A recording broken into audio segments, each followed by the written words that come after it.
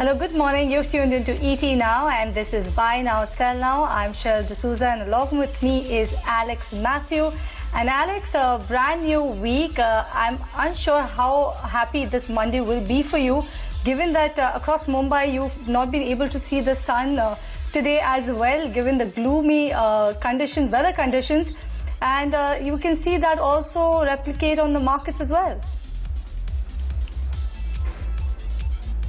That's exactly what I was going to say, Cheryl. Good morning to you as well.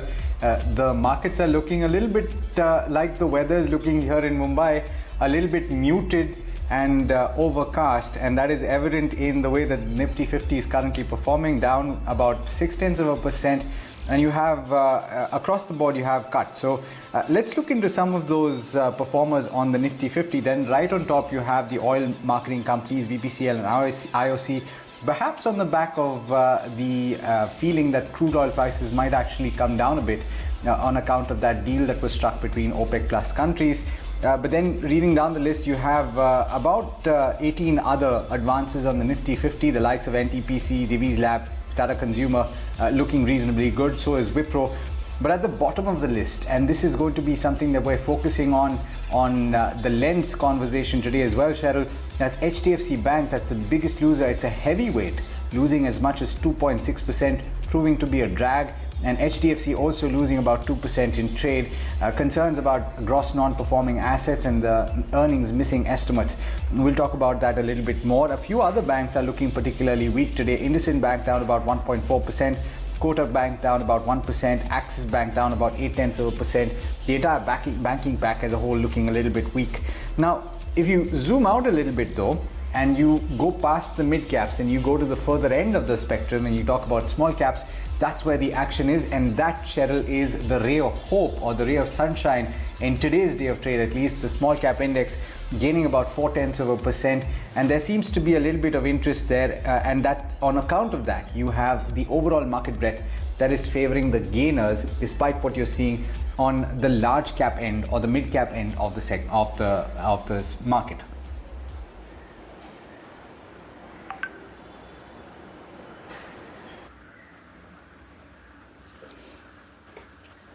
Absolutely, Alex. But like you mentioned about the HDFC Bank, that is a part of the BNSN Lens today. It's down over 2.5% in trade, actually weighing pretty heavy on the markets as well. And the second wave has actually dented HDFC Bank's Q1 performance. Their NPAs have actually risen sharply on a quarter-on-quarter basis.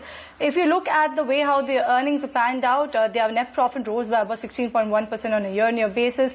Their NII also saw an uptick of about 8.6% on a year-on-year basis. But if you look at the NII figure, it's come below that ET Now estimates. Like I mentioned, your asset quality also weakened during the quarter.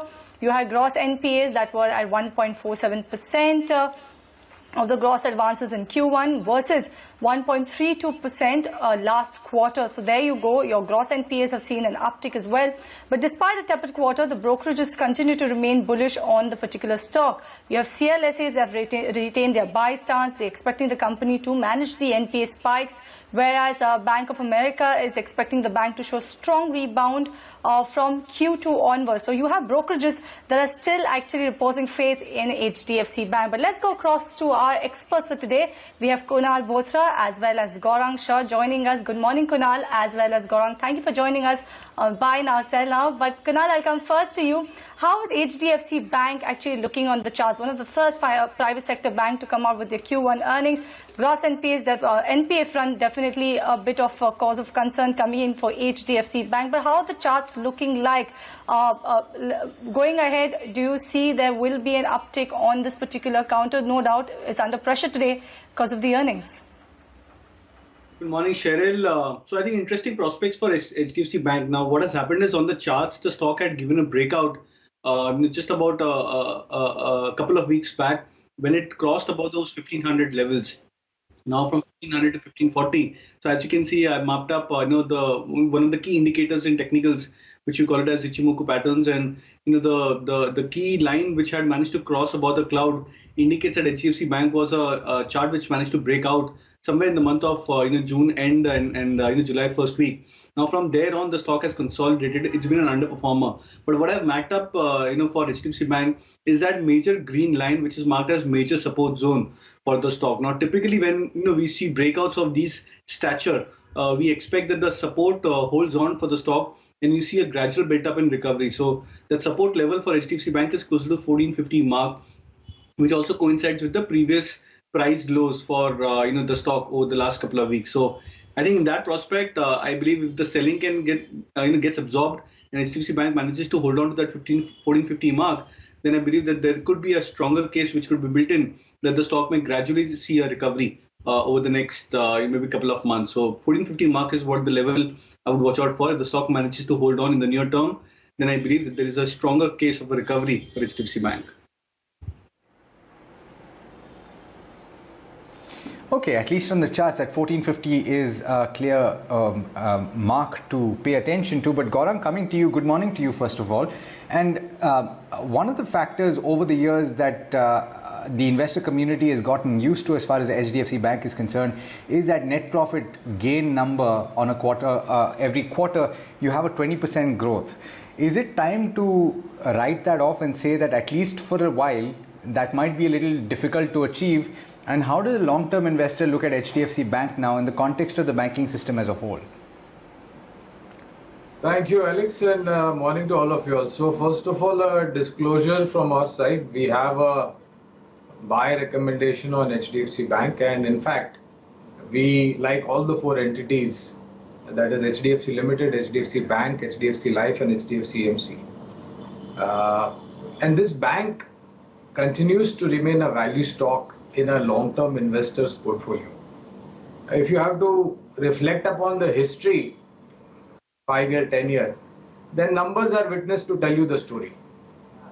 In an unforeseen, unpredictable circumstances that we live in as of today, thanks to this COVID-19 since last year, and especially from April, May, we had lockdown 2.0 into effect. And we all know the severity of the second wave that all of us faced. Now, given such a circumstances, I think it would be highly inappropriate just to red flag HDFC Bank, because most of your banking and financials would have a similar story to tell. Maybe the proportionate might be higher or lower depending upon how well they are able to manage that situation. But this could create a short-term overhang. I do not deny that. But your statement that we have to write off 20% quarter-on-quarter growth for the rest of the remainder, well, I don't think so. Maybe first quarter, second quarter might have some different story to tell. But if I have to again reflect upon the history and the value creation that HDFC Bank has been in a long-term investor portfolio, I think it's great time to nibble into HDFC Bank stock when you have corrections like this. And our view at Geojit is also that in the next couple of quarters, as we go into this unlocking mode, and if the third wave is not going to play the tandav again, then I think we will have recovery sooner rather than later, and especially for stronger banks like HDFC Bank. So my call would be a buy call from a long-term point of view. Yes, short-term there could be speed breakers, but long-term the story remains intact. All right, that's the view coming in from Gaurang on HDFC Bank. The long-term view definitely is very positive for HDFC Bank. During the short term, you may see some speed breakers, but it is the right time to nibble into a stock like HDFC Bank, given the correction. But over the long term, he has a buy rating on HDFC Bank. And on that note, we'll slip into a break on this edition of Buy Now, Sell Now. But stay tuned. When we come back, we will come back with your queries. So if you've not logged into any of our social media handles, please do so and post your queries. We will take them live in the next segment. So stay tuned.